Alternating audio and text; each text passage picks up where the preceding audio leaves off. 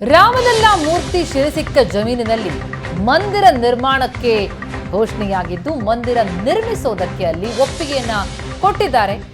ಆ ಜಾಗದ ಮಾಲೀಕರಾಗಿರುವಂತಹ ರಾಮದಾಸ್, ನಮ್ಮ ಜಮೀನಿನಲ್ಲಿ ಮಂದಿರ ನಿರ್ಮಾಣವಾದರೆ ನಮಗೂ ಸಂತೋಷ ಅಂದಿದ್ದಾರೆ ರಾಮದಾಸ್. ರಾಮನನ್ನ ನೋಡೋದಕ್ಕೆ ಅಯೋಧ್ಯೆಗೆ ಹೋಗಬೇಕಾಗತ್ತೆ. ನಮ್ಮಲ್ಲೇ ಮಂದಿರ ನಿರ್ಮಾಣವಾದರೆ ಎಲ್ರಿಗೂ ಅನುಕೂಲ. ಮಂದಿರ ನಿರ್ಮಾಣಕ್ಕೆ ನಮ್ಮ ಜಮೀನು ಬಳಸಿದ್ರೆ ಖುಷಿ ನನಗೆ ಎಂದಿದ್ದಾರೆ ಮಾಲೀಕ ರಾಮದಾಸ್. ರಾಮದಾಸ್ ಅವರ ಜಮೀನಿನಲ್ಲೇ ಸಿಕ್ಕ ಕಲ್ಲಿನಿಂದ ರಾಮಲಲ್ಲಾ ವಿಗ್ರಹ ಕೆತ್ತಲ್ಪಟ್ಟಿರೋದು. ಹೀಗಾಗಿ ಅಲ್ಲೊಂದು ಮಂದಿರ ನಿರ್ಮಾಣಕ್ಕೆ ಈಗ ಘೋಷಣೆಯಾಗಿದೆ. ಅದಕ್ಕೆ ಒಪ್ಪಿಗೆ ಕೂಡ ಕೊಟ್ಟಿದ್ದಾರೆ ಆ ಜಾಗದ ಮಾಲೀಕರಾದ ರಾಮದಾಸ್.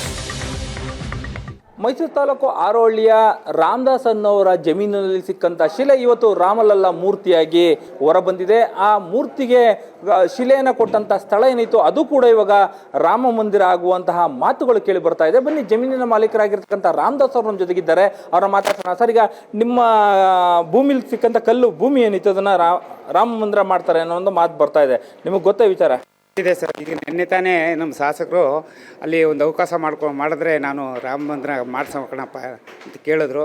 ಅದಕ್ಕೆ ನಮ್ಗೆ ಈ ರಾಮನ ನೋಡೋದಕ್ಕೆ ನಾವು ಈ ಅಯೋಧ್ಯೆ ಇಡೀ ಪ್ರಪಂಚವೇ ಬಂತಾ ಇರುತ್ತೆ ಅಯೋಧ್ಯಕ್ಕೆ.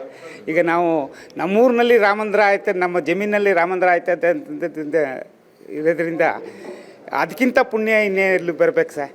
ಅದಕ್ಕೆ ನಾವು ಸಂತೋಷದಿಂದ ಆ ಭೂಮಿಗೆ ಒಂದು 4 ಗುಂಟೆ ಜಾಗ ಕೊಡೋಕೆ ಸಂತೋಷದಿಂದ ಒಪ್ಕೊಂಡಿದ್ದೀವಿ ಸರ್. ಅಲ್ಲೀಗ ಒಂದು ರಾಮ ಮಂದಿರ ಕಟ್ಟಬೇಕು ಅಂದ್ರೆ ತುಂಬಾ ಜಾಗ ಬೇಕು. ನಿಮ್ಮ ಹತ್ರ ಈಗ 2 ಎಕರೆ 17 ಗುಂಟೆ ಇದೆ ಅಂತ ಹೇಳ್ತಾ ಇದ್ರು. ಎಷ್ಟು ಭೂಮಿಯನ್ನು ಕೊಡ್ಲಿಕ್ಕೆ ನೀವು ಒಪ್ಪಿದ್ರಿ, ಎಷ್ಟು ಕೇಳಿದ್ದಾರೆ ಅಂತ? ಒಂದು 4 ಗುಂಟೆ ಜಾಗ ಕೊಡೋಕೆ ಒಪ್ಕೊಂಡಿದ್ದೀವಿ ಸರ್. ಇಷ್ಟು ಕೊಡಿ ಅಂತೇನು ಹೇಳಿಲ್ಲ. ನಾನು 4 ಗುಂಟೆ ಕೊಡೋಕೆ ನಮ್ಮ ಮನಸ್ಪೂರ್ವಕವಾಗಿ ನಮ್ಮ ಅಕ್ಕ ನಾವುಗಳೆಲ್ಲ ಸಂತೋಷದಿಂದ ಒಪ್ಕೊಂಡಿದ್ವಿ. ಸಿಕ್ಕಿತ್ತು ಅಲ್ಲಿ ಆ ಜಾಗದಲ್ಲಿ.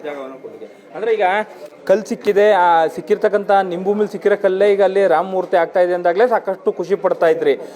ಈಗ ನಿಮ್ಮ ಭೂಮಿಗೇನೆ ರಾಮ ಬರ್ತಾ ಇದ್ದಾನೆ, ಅಲ್ಲೇ ಮಂದಿರ ಆಗುತ್ತೆ ಅಂತಾರೆ ಅಂದರೆ ಇನ್ನೂ ಸಂತೋಷ ಅಲ್ಲ ಸರ್. ಇನ್ನೂ ಸಂತೋಷದಿಂದ ಮಾಡ್ತಾ ಇದ್ದೀವಿ ಸರ್. ಓಕೆ, ಈ ನಿಮ್ಮೂರಿಂದ ರಾಮ ಮಂದಿರ ಎಷ್ಟು ದೂರ ಐತೆ ಅಂತ ಗೊತ್ತಾ? ಒಂದು 800 ಕಿಲೋಮೀಟ್ರ್ ಇರ್ಬೇಕು ಸರ್. 1300 ಕಿಲೋಮೀಟ್ರು. ಅಷ್ಟು ದೂರದಿಂದ ದೇವರು ನಮ್ಮ ಭೂಮಿಗೆ ಹುಡುಕೊಂಡು ಬಂದು ನಮ್ಮ ಭೂಮಿಲೇ ಸಿಕ್ಕಿರೋದ್ರಿಂದ ನಮಗೆ ಇನ್ನೂ ತುಂಬ ಖುಷಿ ಆಯ್ತಾ. ಇದು ಪೂರ್ವ ಜನ್ಮದ ಪುಣ್ಯ ನಮಗೆ ದೊರೆತಿರೋದು. ಇದಕ್ಕೆ ನಾವೆಲ್ಲ ಅವಕಾಶ ಮಾಡಿಕೊಡ್ಬೇಕು. ಭೂಮಿ ಉಳಿಸ್ಕೋಬೇಕು ಅಂತೇಳಿ ನಾವು ಆಸೆ ಪಡಬಾರ್ದು. ಆ ದೇವ್ರಿಗಾಗಿ ನಾವು ಅರ್ಪಿಸಬೇಕು ಅಂತ ನನ್ನ ಆಸೆ ಇದೆ. ಈಗ ನಿಮ್ಮ ಭೂಮಿಲಿ ಸಿಕ್ಕಿರೋ ಕಲ್ಲು ಅಲ್ಲಿ ರಾಮ ಆಗೈತೆ, ರಾಮ ಆಗಿ ಬಾಲರಾಮ ಆಗಿ ಕೂತೈತೆ, ಅದನ್ನ ನೋಡ್ಬೇಕು ಅಂತ ಆಸೆ ಇಲ್ವಾ? ಆಸೆ ಇದೆ ಸರ್, ತುಂಬ ಆಸೆ ಇದೆ. ನಮ್ಮ ಶಿಲೆ ಹೋಗಿ ಅಲ್ಲಿ 8,000 ಕಿಲೋಮೀಟ್ರ್ನಲ್ಲಿ 1,200 ಕಿಲೋಮೀಟ್ರ್ನಲ್ಲಿ ವಿಗ್ರಹ ಆಗಿ ಇಡೀ ಪ್ರಪಂಚವೇ ಬಂದು ನೋಡ್ತಾ ಇರ್ತಕ್ಕಂಥ ವಿಗ್ರಹನ, ನಮ್ಮ ಶಿಲೆಯಿಂದ ಆಗಿರ್ತಕ್ಕಂಥ ವಿಗ್ರಹ ನೋಡಬೇಕು ಅಂತ ಆಸೆ ನಮ್ಮ ಊರಿನವ್ರಿಗೆ, ನಮಗೆ ಅಕ್ಕಪಕ್ಕದಳ್ಳಿಯವ್ರಿಗೆಲ್ಲ. ನಮ್ಮ ಚಾಮುಂಡೇಶ್ವರಿ ಕ್ಷೇತ್ರದಲ್ಲಿ ಸಿಕ್ಕಿದೆ. ಇದೆಲ್ಲ ನಾವೆಲ್ಲ ಹೋಗಿ ನೋಡಬೇಕು, ಮಾಡಬೇಕು. ಅದಕ್ಕೆಲ್ಲ ಒಂದು ಅವಕಾಶ ಮಾಡ್ಕೋಬೇಕು ಅಂತೇಳಿ ಎಲ್ಲರೂ ನಾವು ಇವತ್ತು ಬೆಳಿಗ್ಗೆನೂ ಕೂಡ ನಾವು ಈ ನಾಳೆ ಕಾರ್ಯಕ್ರಮ ಮಾಡೋದಕ್ಕೆ ಏನು ಮಾಡಬೇಕು ಅಂತೇಳಿ ನಮ್ಮ ಗ್ರಾಮದವರೆಲ್ಲ ಸೇರ್ಕೊಂಡಿದ್ದು. ಅಲ್ಲೂ ಕೂಡ ಎಲ್ಲ ನಾವು ಹೋಗಬೇಕು. ಒಂದು ಅವಕಾಶ ಸಿಕ್ಕಿದ್ರೆ ನೋಡಿ ಎಲ್ಲ ಹೋಗೋಣ ಮಾಡೋಣ ಅಂತ ಮಾತು ಆಡಿದ್ರು. ಅದಕ್ಕೆ ಏನೋ ದೈವ ಕೃಪೆ ಏನಿದೆಯಪ್ಪ, ನಾವು ಏನು ಮಾಡೋಕ್ಕಾಗತ್ತೆ. ವ್ಯವಸ್ಥೆ ಏನಾರಾಗಿದೆ ಹೋಗೋಕ್ಕೆ? ಇನ್ನೂ ಏನು ಪ್ರಯತ್ನ ಮಾಡಿಲ್ಲ ಸರ್. ಇದೆಲ್ಲ ಗಲಾಟೆ ಕಳೀಲಿ ಮಾಡಿಕೊಟ್ಟು ಅಂತ ಹೇಳೋರ ಸಾಹೇಬರು. ಸೊ ಇದು ಜಮೀನು ಮಾಲೀಕರಾಗಿರ್ತಕ್ಕಂಥ ರಾಮದಾಸ್ ಅವರ ಕೇವಲ ಶಿಲೆ ಸಿಕ್ಕಿದ್ದೇ ನಮಗೊಂದು ಭಾಳ ಸಂತಸ ಮತ್ತು ಪೂರ್ವಜನ್ಮದ ಪುಣ್ಯ ಅಂದ್ಕೊಂಡಿದ್ವು.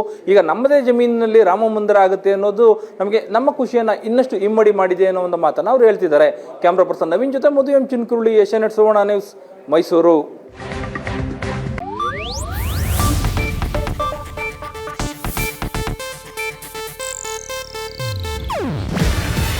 ಇದು ಏಷ್ಯಾನೆಟ್ ನ್ಯೂಸ್ ನೆಟ್ವರ್ಕ್ ಪ್ರಸ್ತುತಿ.